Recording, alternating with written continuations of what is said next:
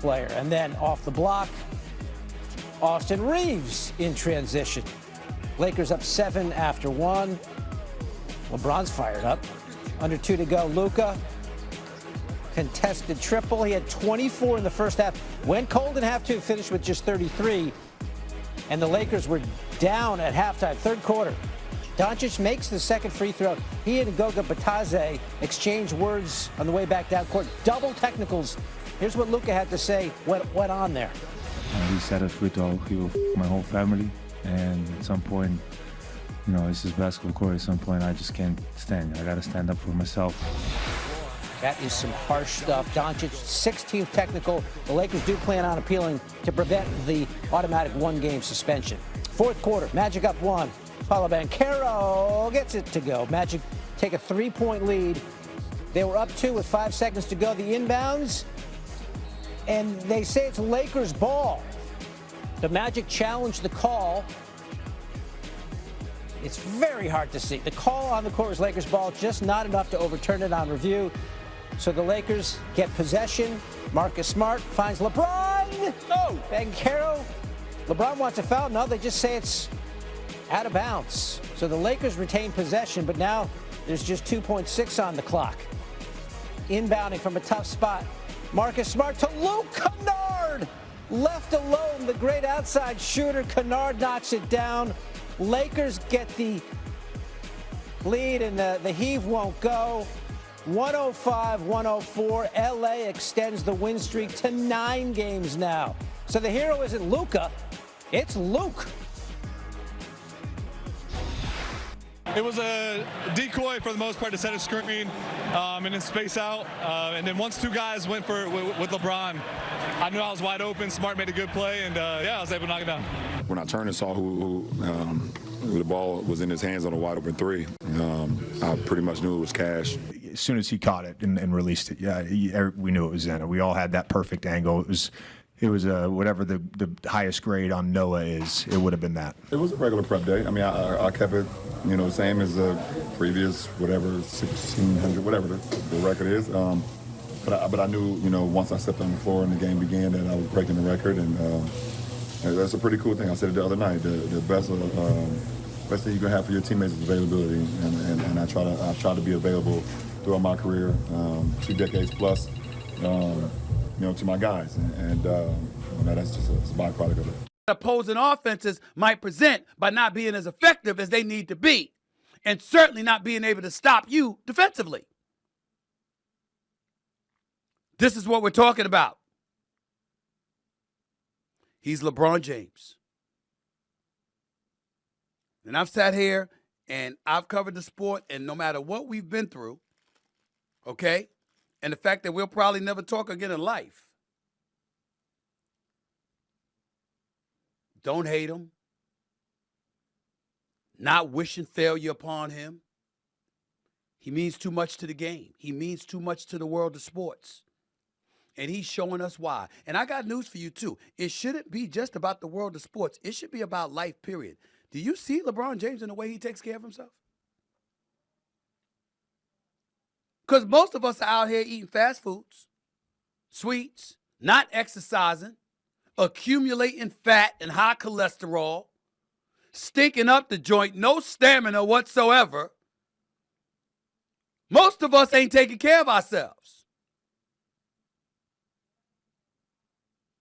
We're just a trip and fall away from the infirmary. This brother diving for loose balls on a basketball court. At some point in time, you just got to step back and have an elevated level of appreciation for what the brother's bringing to the table. And if nobody thought I would do it before, let that doubt leave your mind right now. I'm doing it now. And we all know from a personal standpoint, I have a personal interest from the standpoint that I don't want to be in Memphis or Minnesota for the players. I'd rather be in Southern California. So I have my own agenda. I don't feel like going to those cities. I don't want to be in no damn Oklahoma City or the Riverwalk at San Antonio come playoff time. I want to be in Southern California. So there's definitely that. I'm going to keep it a buck. We ain't going to be phony about it. But in the end, when the Lakers win, it's good for basketball. And J.J. Redick, listen, I was never an advocate of Darvin Ham being fired as the Lakers coach. I thought he deserved better than that. After guiding the Lakers to the Western Conference Finals before they got swept by the Denver Nuggets and having this team be big time defensively, I personally thought that, he didn't deserve to be fired. But I got news for you. J.J. Redick is a hell of a coach. He is proven to be one hell of a coach. Him and Nate, McMillan and Scott Brooks and these brothers that have been head coaches in the NBA, these brothers know what they're doing. They know what they're doing. And we're not going to sit back and summarily dismiss and rule out the Los Angeles Lakers and the possibility that they could surprise. It would be a surprise if they beat Oklahoma City or San Antonio. It absolutely would be a surprise. I wouldn't bet on them to do it. But we got to stop talking like that's an impossibility. It's not. It's not. 888 Mad Dog 6 is always the number to call up. That's 888-623-3646. You're listening live to the Stephen A. Smith Show. Sirius XM, Mad Dog Sports Radio. That's one story to get into. Just wanted to take a moment to pay homage to the greatness of LeBron James.